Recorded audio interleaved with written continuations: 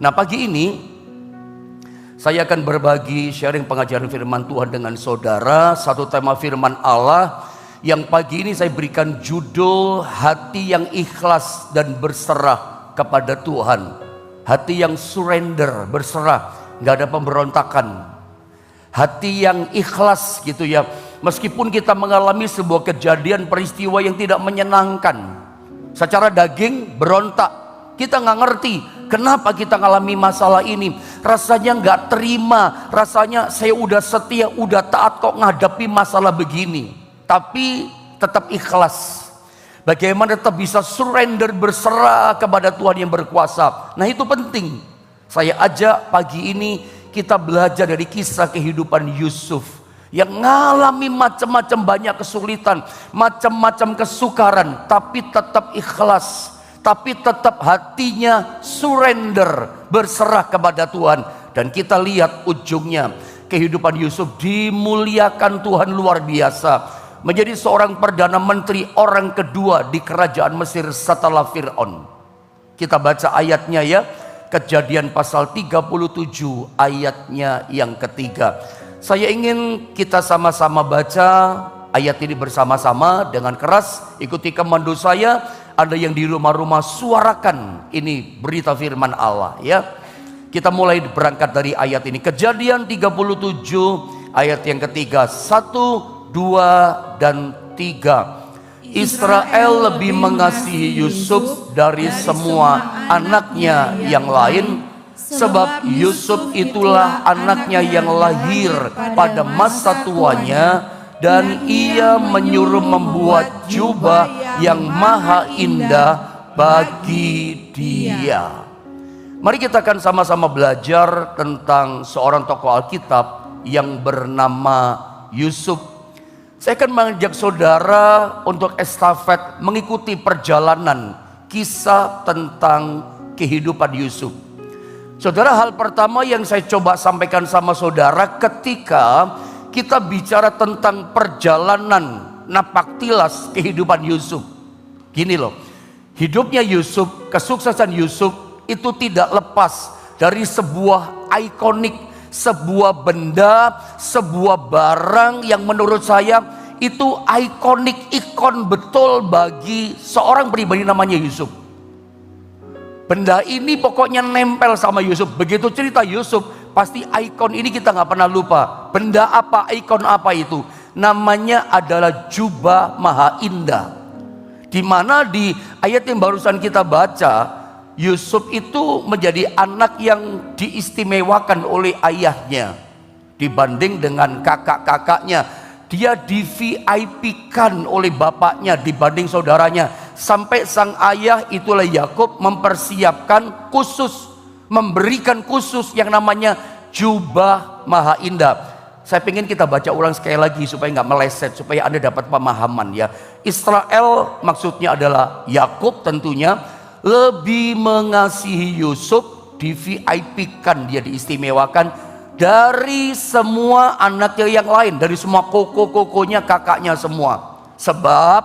Sebabnya ini, Yusuf itulah anaknya yang lahir pada masa tuanya. Saya mungkin gak perlu terangkan ini. Dan perhatikan, ini yang terjadi, di VIP-kan betul dia. Ia, yaitu Israel, itulah Yakub, menyuruh ya, membuat jubah yang maha indah bagi dia.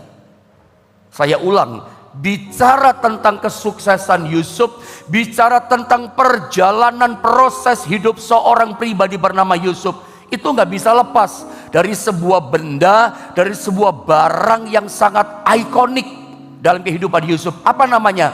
Jubah maha indah. Sebab perjalanannya Yusuf, prosesnya dimulai dengan ini, dengan barang yang ikon buat Yusuf, jubah maha indah. Kalau Anda pernah mendengar salah satu tema pengajaran saya tentang jubah maha indah Yusuf, itu kalau nggak saya sampaikan pada hari Minggu. Saya lupa hari Minggu kapan gitu, tapi saya pernah ajarkan ini sama jemaat di Jombang. Atau Anda yang pernah ikuti pengajaran ini, itu benda ikonik buat Yusuf, selalu nempel sama Yusuf. Prosesnya dimulai dari jubah maha indah. Kakak-kakaknya mulai gak suka. Nah, saya mau katakan, jubah maha indah ini kalau dalam bahasa Ibrani disebutnya adalah ketonet pasim. Ketonit pasim itu sebuah jubah yang panjang. Saya kasih gambaran ya. Apa sih jubah maha indah? Jubah yang panjang, jubah yang berwarna-warni, dan seringkali ketonit pasim ini seringkali dipakai oleh para pembesar. Makanya suka disebut ketonit pasim itu adalah jubah untuk para pembesar. Bahkan jubah raja pun dalam bahasa Ibrani disebutnya juga ketonit pasim. Jadi rupa-rupanya si bapak, si Yakub mem-VIP-kan Yusuf itu punya harapan. Nanti anakku yang namanya Yusuf jadi orang yang besar. Itu kerinduan visinya Yakub. Jadi orang yang terhormat, jadi orang yang berkuasa. Jubahnya pun jubah ketonit pasim ketika tinggal di rumah. Itu mimpi daripada orang tua. Dan saya tambah lagi, ketika kita bicara ketonit pasim, bicara jubah yang maha indah, catat baik-baik. Satu, itu bicara tentang pride, harga diri. Itu bicara tentang kebanggaan. Itu bicara tentang status. Jubah maha indah itu bicara tentang kemuliaan, kehormatan. Jadi sengaja Yakub memberikan ini kepada yang namanya Yusuf. Anda mesti nangkap dulu yang barusan saya katakan, karena nanti akan kita ngerti, oh jadi jubah maha indah yang diberikan Yakub kepada Yusuf itu bicara pride, harga diri, kebanggaan. Sebab itu begitu dia dipakaikan jubah itu, memang Yusuf bangga betul loh. Ikuti cerita saya ya. Dia banggakan sama kakak-kakaknya, ini jubah maha indah dari papa gitu. Si kakaknya iri hati, kakaknya mulai marah. Dan singkatnya, jubah nanti itu dilepas dengan paksa oleh kakaknya. Mari saya cepat saja mengajak saudara lihat, ikuti proses perjalanan tahapan kehidupannya Yusuf dengan jubah ketonit pasimnya itu. Kejadian 37, mari kita lihat ayat 23. Apa yang terjadi ketika Yusuf mulai membanggakan pride, harga diri tentang jubah itu. Lihat prosesnya ya. Kejadian 37, lihat ayat 23, ayat 24. Saya baca saja, Anda tolong perhatikan baik-baik ayat ini. Baru saja Yusuf sampai kepada saudara-saudaranya, udah dibangga-banggakan. Nyampe di sana apa yang terjadi? Mereka pun, ini kokonya semua, kakaknya semua, mereka pun dikatakan menanggalkan atau melepaskan secara paksa, ditarik berat secara paksa jubah Yusuf, jubah yang maha indah ketonit pasim yang dipakainya itu, yang dibanggakannya itu. Apa yang dikatakan 24? Dan mereka dikatakan apa? Membawa dia dan melemparkan dia ke dalam sumur.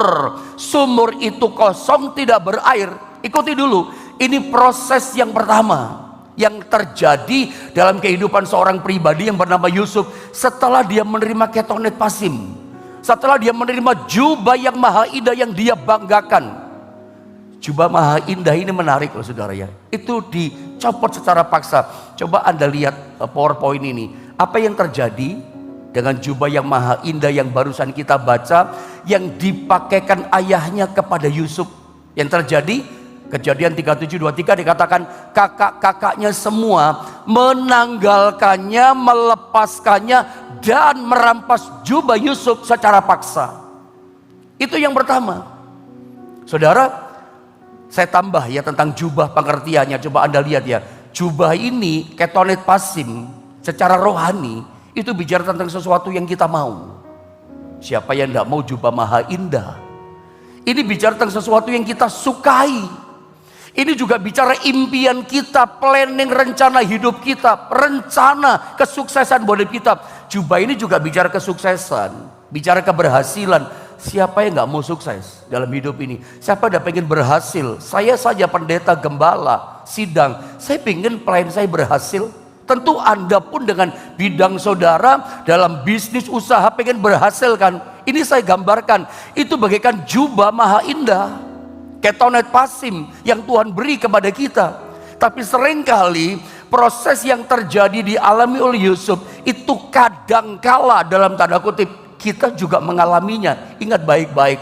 Yang saya mau coba sodorkan, ingatkan kepada Anda bahwa apa yang dialami oleh Yusuf, catat, itu bisa juga kita alami. Nah, ketika kita mengalami, bagaimana respon kita? Apakah kita berontak sama Tuhan? Kita nggak terima, kok saya ngalami ini sih? Kan saya udah setia ibadah. Bagaimana sikap attitude hati kita? Apakah kita marah sama Tuhan? Saya mau ngajak pada pagi ini kita belajar di tahun 2023 ini punya hati yang ikhlas, punya hati yang berserah. Ketika apa? Ketika kerinduan kita, ketika mimpi-mimpi kita, ketika rencana planning hidup kita, planning bisnis kita, planning masa depan kita, planning proyek kita yang kita sudah rencanakan, tiba-tiba kita berhadapan dengan kakak-kakaknya Yusuf di sekitar kita. Selalu begitu, ketika Tuhan dengan visinya memberikan jubah maha indah, sesuatu yang kita mau. Siapa sih nggak mau jubah maha indah? Siapa sih nggak mau kesuksesan? Siapa sih nggak mau job proyek yang besar? Siapa sih nggak mau pemulihan? Siapa sih nggak mau sebuah kesembuhan terjadi? Apa yang Anda mau hari ini? Apa yang Anda rindukan? Mimpi kita, kerinduan kita, itu dalam tanda kutip ketonet pasim itu buat kita. Tapi seringkali ketika itu mulai datang dalam kehidupan kita, ada yang namanya kakak-kakak Yusuf itu di sekitar kita. Tarik paksa, lepas paksa, tanggalkan paksa. Yusuf mengalami itu loh saudara. Bagaimana dengan kita? Saudara, ini menarik. Sebab ketika yang namanya Yusuf menerima jubah maha indah dari papanya, itulah Yakub. Kalau Anda baca dalam Kejadian 37 mulai turun. Tadi kan kita baca ayat ketiga ya. Ikuti ayat yang keempat. Ayat kelima dia mimpi. Ayat 9 mimpi lagi dia. Nanti tolong baca di rumah. Kita habis waktu kalau baca itu terus. Mimpi yang pertama, dia melihat dia cerita sama kakaknya. Dia lihat berkasnya dia berdiri tegak. Lalu berkas kakaknya itu mengelilingi dan menyembah kepada dia. Mimpi kedua di ayat 9 dia lihat langit ada matahari, bulan, 11 bintang. Itu nyembah kepada dia. Kakaknya marah. Kamu mimpi apa itu? Kamu ingin berkuasa atas kami? Kamu ingin kami semuanya nyembah sujud kepada kamu? Mereka malah, makanya jubah itu dicopot, ditanggalkan secara paksa. Kakaknya nggak suka dengan mimpinya Yakub. Anda mesti ngerti. Ada banyak ternyata orang kelihatannya manis di depan kita, kelihatannya baik di depan kita, tapi hatinya, hati kakak-kakaknya Yusuf itu ada di hati mereka. Pengennya tanggalkan, pengennya tarik paksa, pengennya mencopot itu. Dan proses ini bisa saja, maaf saya katakan, terjadi dalam hidup kita. Kesuksesan sudah di tangan, keberhasilan sudah ada, tanda-tanda kebaikan sudah ada, tiba-tiba lepas. Dilepaskan secara paksa. Saya mau kasih pesan firman sama saudara di tahun ini. Dengar baik. Kita masih, hari ini kita tanggal 1 ya. Tanggal 1 Februari, udah masuk di bulan kedua, nggak terasa. Ini masih pesan awal tahun. Karena kejadian yang tak terduga seperti ini bisa saja terjadi. Kalau Yusuf saja seorang yang dicinta Tuhan bisa ngalami itu, artinya gini, siapa kita di dunia ini? Kita pun bisa saja ngalami itu. Mimpi kita, rencana kita, planning kita ditarik paksa oleh sekitar kita, oleh kondisi, oleh dunia, oleh orang-orang di sekitar kita. Ada yang gak suka. Tuhan izinkan kadang-kadang itu terjadi, seperti dilepaskan dari kehidupan kita. Ingat pesan saya, tetap bersyukur sama Tuhan. Punya hati yang surrender. Gak ada kata pemberontakan melawan Tuhan. Yusuf gak ada perlawanan. Tetap berserah kepada rencana prosesnya Tuhan. Kalau Anda hadapi masalah hari ini, dengarkan saya. Proses Tuhan belum selesai. Kalau engkau sedang sakit, engkau sedang terpuruk, engkau menghadapi jalan buntu, bukan berarti akhir segalanya. Ingat, segala kesukaran itu proses yang belum selesai. Belum selesai kok. Tuhan masih berproses dengan kehidupan Yusuf. Nah, perhatikan gambar berikutnya. Jubah maha indah Yusuf itu dirampas, kemudian Yusuf dibuang ke dalam sumur, jubahnya hilang. Bahkan menurut saya jubah itu mungkin mulai dicabik-cabik sama kakaknya, dikasih darah binatang, mungkin darah domba, ditunjukkan sama ayahnya. Mati Yusuf, dimakan sama binatang buas, ada kayak cakaran-cakaran jubahnya. Jubah yang indah ditanggalkan. Jubah maha indah itu sebuah mimpi, tapi ternyata keadaannya total berubah 180 derajat. Mimpinya indah, saudara ya. Semuanya menyembah, menjadi orang terhormat, menjadi orang berkuasa. Tapi kenyataannya yang terjadi adalah pahit. Masuk dalam sumur, teriak-teriak, gak ada yang tolong. Kadang kita ngalami kayak Yusuf ya, Tuhan tolong. Kita minta tolong kepada sekitar pun gak ada yang peduli. Saya tidak tahu, adakah di antara saudara yang mengalami proses yang pertama dalam perjalanan hidup Yusuf, masuk dalam sumur, teriak-teriak minta tolong, gak ada yang peduli. Kalau itu Anda adalah orangnya.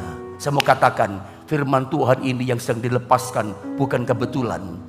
Tuhan sedang berbicara kepada pribadimu. Hari ini mungkin prosesnya belum selesai. Saya mau katakan, seketika prosesnya sedang berjalan, jangan berontak, tetap surrender. Punyalah hati yang ikhlas. Punyalah hati yang berserah kepada Tuhan. Tuhan, apa yang aku hadapi ini aku berserah kepadamu. Tiru Yusuf, tetap manis kata-katanya. Anda baca di Alkitab, tidak ada satu kata pun pemberontakan sama Yusuf. Dia berserah sampai dia dijual jadi budak di Mesir, kan ceritanya. Ada tahu cerita itu? Lalu Potifar beli dia. Ini proses yang kedua. Proses kedua ini pun setiap kita dalam perjalanan hidup kita bisa ngalami. Yang pertama, kalau ada di antara sedang ngalami ini, rasanya tidak ada yang tolong, rasanya sendirian, teriak-teriak. Dan sampai hari ini mungkin belum dipulihkan. Tetap berserah. Nanti tepat pada waktunya Tuhan pasti tolong saudara, percayalah.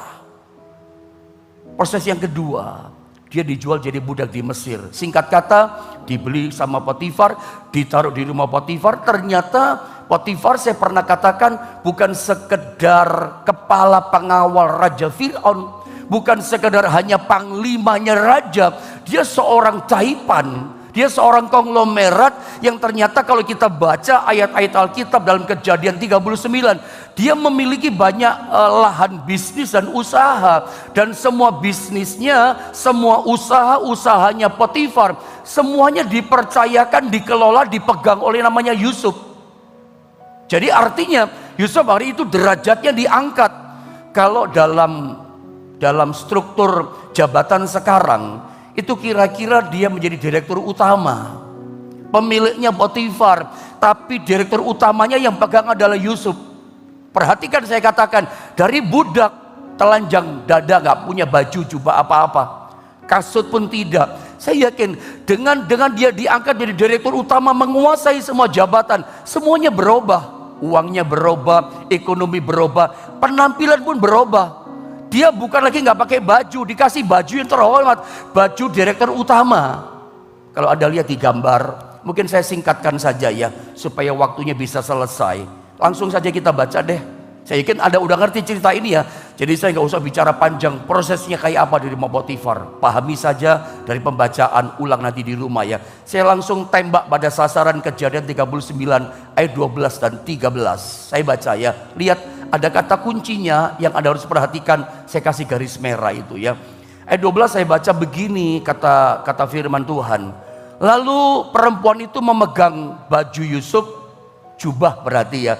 Karena orang zaman dulu baju itu jubah gitu ya. Sambil berkata, marilah tidur dengan aku, kata istri Potifar, nyonya Potifar. Tetapi Yusuf meninggalkan atau melepaskan, menanggalkan bajunya, jubahnya di tangan perempuan itu dengan rela, dengan ikhlas, dan lari keluar. Baju direktur loh, baju kesuksesan, baju keberhasilan. Sekarang dia yang melepaskan. Yang pertama itu kakak-kakaknya. Yang pertama itu kondisi situasi di sekitar yang paksa ditanggalkan. Dilepaskan kehormatannya, dilepaskan kebanggaannya, kenyamanan, kesukaannya dilepas secara paksa. Itu tidak enak loh, dipaksa loh. Oh, itu menyakitkan hati. Tapi itu pun Yusuf ikhlas.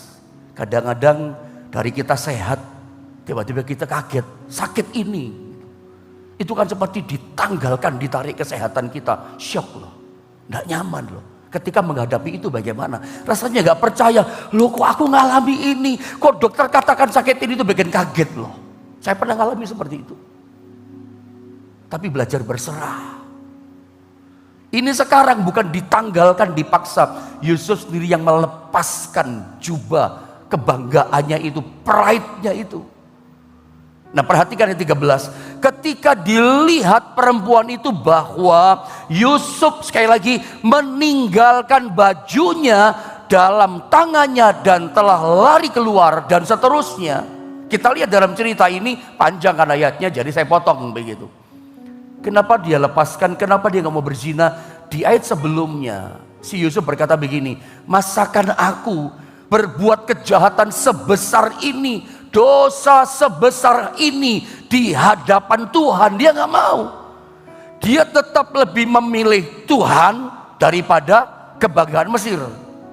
Kebanggaan Mesir maksud saya itu adalah jubah yang dipakai tadi, yang diberikan sama Potifar, yang mengepalai semua perusahaan tadi. Itu jubah kenikmatan. Dia sengaja lepaskan loh. Dia lebih pilih Tuhan. Aku tidak mau. Kalau dapat ini, kemewahan, dapat mimpi yang luar biasa, tapi mesti berbuat dosa, dia nggak mau. Dia tetap lebih memilih, aku tetap taat sama Tuhan, aku tidak mau melanggar perintah Tuhan. Apa sih yang saya coba bagi pada proses yang kedua, tahapan dari kehidupan Yusuf? Yang kedua, kita temukan dari ayat ini, kita belajar begini saudara ya. Coba Anda lihat ini, terjadi pergeseran. Yang pertama, baju atau jubah Yusuf dirampas, ditanggalkan paksa. Aduh, itu menyakitkan. Tapi yang kedua, Yusuf meninggalkan baju dengan rela. Dalam Kejadian 39, apa maksudnya? Terjadi perubahan karakter yang luar biasa. Yusuf gak marah juga. Yusuf gak kecewa. Yusuf bahkan juga gak kepahitan tuh sama Tuhan. Yusuf ini orang yang memang ikhlas ya hatinya. Dan jujur saja, kita mesti belajar dari orang ini yang namanya Yusuf. Keikhlasan itu susah. Kalau kita yang ngalami, kalau saya yang ngalami, ada yang ngalami, belum tentu loh. Kita ini kadang-kadang kehilangan job saja, kehilangan proyek, nggak terima kita. Ada banyak di antara kita nyalain Tuhan. Pokoknya ada sesuatu yang hilang, yang kita mau, yang kita suka, nggak terima kok kita. Kalau perlu kita cari perkara gitu. Yusuf tidak. Kadang kita kehilangan pegawai saja, nggak bisa tidur loh saudara. Seperti itu. Kalau gembala kehilangan jemaat, aduh pergi ke sana, aduh itu bisa kepikiran, dia nggak bisa tidur, nggak gampang. Yusuf ketika mengalami yang tidak nyaman, karakternya makin matang. Dia tidak ada pemberontakan, tidak ada yang namanya persungutan. Sehingga lihat ya, Yusuf ikhlas meninggalkan bajunya atau melepaskan bajunya sampai ditangkap, dimasukkan dalam penjara. Dengan cepat saya baca ayat ini ya, ayat 20. Perhatikan ini, perhatikan. Gara-gara dia tidak mau berzinah, tidak mau berbuat dosa, tetap taat sama Tuhan. Ayat 20. Saya ingin kita sama-sama baca ayat ini jemaat Tuhan. 2 dan 3. Lalu Yusuf ditangkap oleh tuannya dan dimasukkan ke dalam penjara, tempat tahanan-tahanan raja, dikurung. Demikianlah Yusuf dipenjarakan di sana. Kalau saya pelajari kisah ini, sebetulnya gini ya, proses yang tidak nyaman. Sepertinya semuanya ditarik paksa, ditanggalkan paksa. Udah sukses, udah dapat job, lepas gitu. Tapi begini loh, percaya Roma 8:28, Allah itu turut bekerja dalam segala sesuatu. Itu untuk mendatangkan kebaikan bagi siapa? Bagi orang yang percaya dan mengasihi Dia. Pertanyaan saya kepada Anda adalah, apakah Anda adalah orang yang benar-benar mengasihi Tuhan? Apakah Anda dan saya adalah orang yang hanya percaya pada Yesus? Kalau iya, kita mengasihi Tuhan. Kalau amin, kita hanya percaya pada Tuhan. Percaya lebih gini, apa yang terjadi pada proses perjalanan kehidupan Yusuf, Anda akan mengalaminya. Ini ternyata penjara, kesukaran di mana Yusuf dimasukkan belum ke dalamnya. Ini seperti kendaraan yang membawa Yusuf nanti akan naik pada kenyamanan Perdana Menteri. Tidak enak, tapi seperti merendah ya, seperti kendaraan. Jadi menurut saya gini, setiap penderitaan, setiap proses kesukaran itu kayak kendaraan Tuhan, pelan-pelan itu kalau diikuti membawa kita namanya kebaikan. Pada proses naik kendaraan kesengsaraan itu tidak nyaman. Seringkali kita ngomel karena kita nggak tahu endingnya, ada happy ending, kita nggak tahu. Coba kalau Ayub misalnya tahu tujuan semua proses yang terjadi yang luar biasa yang dihadapinya ujungnya adalah diberkati Tuhan 2 kali lipat ganda. Mungkin Ayub tidak ngomel-ngomel saudara ya. Mungkin Ayub tidak mengutuk hari kelahirannya, tidak tahu. Yusuf tidak tahu tapi tidak ngomel. Ikhlas, surrender hatinya, lapang hatinya. Tidak ada persungutan sampai masuk penjara. Ini menarik loh, penjaranya para pembesar kerajaan, para pejabat raja yang diproses punya masalah, dijebloskan di penjara Yusuf itu. Yusuf bukan pembesar kerajaan, Yusuf itu budak, kemudian jadi direktur utama. Tapi aneh masuk di sini, itu proses loh, ikuti prosesnya Tuhan. Karena memang bosnya dia adalah seorang pengawal, kepala pengawal kerajaan. Masuknya di situ, itu proses loh. Jadi tidak ada yang kebetulan ya, tidak ada kebetulan. Percayalah begini, hidup kita di tangan Tuhan. Ya, hidup kita di tangan Tuhan. Yakinlah, sehingga apapun yang kita alami dalam hidup kita setiap hari. Kemarin kita ngalami apa? Saya nggak tahu ya. Hari ini kita ngalami apa juga kita nggak ngerti. Besok apalagi tidak ngerti. Tapi percaya, hidup orang percaya yang percaya mengasihi Tuhan di tangan Tuhan itu tidak ada yang kebetulan. Tuhan sedang berproses dalam hidup kita. Meskipun tidak enak nanti ke depan atau hari ini, tetap percaya ini kendaraan Tuhan sedang membawa aku pada kemuliaan. Walaupun kebanggaan kita dilepas, job kita ada yang tarik, tetap bersyukur. Ingat ya, pagi ini saya bicara satu pesan firman yang sangat penting. Bagaimana kita punya attitude hati yang mesti bergeser, ikhlas. Jadilah anak Tuhan yang punya hati yang ikhlas. Itu loh intinya saya mau sampaikan sama saudara. Ini pesan dari Tuhan yang saya tangkap, saya bagi sama saudara. Ayo saudara, tahun ini punya hati yang ikhlas. Hati yang surrender, berserah. Tidak usah berontak-berontak sama Tuhan. Meskipun tidak nyaman, harga diri kebanggaan ditanggalkan. Tuhan, aku tetap berserah kepadamu walaupun aku kaget sebetulnya. Kehendak-Mu lah yang jadi dalam hidupku. Dan Anda lihat dalam ayat ini, saya dengan cepat lihat, bergeser pada gambar berikutnya. Klimaks perjalanan dari jubah maha indah yang ikonik dalam hidup Yusuf tadi. Klimaksnya ini kalau kita lihat. Perhatikan Kejadian 41 ayat 40 sampai 43 dengan cepat ya. Saya baca ini bagian akhir-akhir yang saya mau baca. Engkaulah menjadi kuasa atas istanaku. Saya berharap Anda baca di rumah ayat lengkap karena saya potong-potong ini ayatnya. Kalau nggak saya potong nggak nyampe pengajaran ini karena waktu terbatas. Dan kepada perintahmu, seluruh rakyatku akan taat. Hanya takhta inilah kelebihan daripadamu, kata Fir'aun kepada Yusuf. Selanjutnya perhatikan, Fir'aun berkata kepada Yusuf, dengan ini aku melantik engkau menjadi kuasa atas seluruh tanah Mesir. Perhatikan yang 42, nanti saya ulang ya. 40 sedikit ke depan ini ya. Sesudah itu Fir'aun menanggalkan cincin materainya, lambang kekuasaan, dari jarinya dan mengenakan pada jari Yusuf. Luar biasa, dipakaikannya kepada Yusuf pakaian, itulah jubah daripada kain yang halus, ketonat pasim, jubah raja, jubah membesar. Yang hilang tadi Tuhan kembalikan karena dia ikhlas. Ini loh intinya saya mau sampaikan. Dan digantungkannya kalung emas pada lehernya. Kalung emas itu bicara kesuksesan, keberhasilan. Kalung emas itu bicara materi, kekayaan, dan seterusnya, dan seterusnya. Nanti belajar lagi ya. Lalu Fir'aun menyuruh menaikkan Yusuf dalam keretanya yang kedua. Dikasih kereta raja loh, gak main-main. Dan berserulah orang di hadapan Yusuf, hormat, betul. Akhirnya ketonat pasti menjadi kenyataan, menjadi orang terhormat. Demikianlah Yusuf dilantik oleh Fir'aun menjadi kuasa atas seluruh tanah Mesir. Saya ulang yang 42. Next, lihat gambar berikutnya. Perhatikan. Lihat 42. Ikuti gambar ini. Itu pun saya singkat kalimatnya. Sesudah itu Fir'aun menanggalkan cincin materainya dari jarinya lambang kekuasaan. Dikasih kekuasaan Yusuf dan mengenakannya pada jari Yusuf. Dipakaikannya kepada Yusuf pakaian atau jubah dari kain halus dan dikasih kalung di lehernya dan seterusnya. Anda lihat gambar berikutnya terakhir, ini yang saya mau saudarakan sama saudara. Terjadi pergeseran. Baju yang pertama jubah dirampas itu secara paksa, yang kedua itu secara ikhlas dia tanggalkan. Walaupun itu kehormatan, itu kesuksesan, itu job yang besar, itu omset yang luar biasa kalau diterima. Tapi karena itu melanggar, itu dosa, ada perzinahan di situ. Dia nggak mau, dia lepaskan, dia lebih pilih, aku lebih taat pada Tuhan, aku lebih pilih cinta pada Tuhan. Keikhlasan begini nggak gampang loh. Ketaatan begini, kalau kita taat di depan banyak orang mudah loh. Ketaatan itu justru pada waktu sendirian. Yusuf sendirian sama istri Potifar. Dia tanggalkan jubah direktur, dilepas.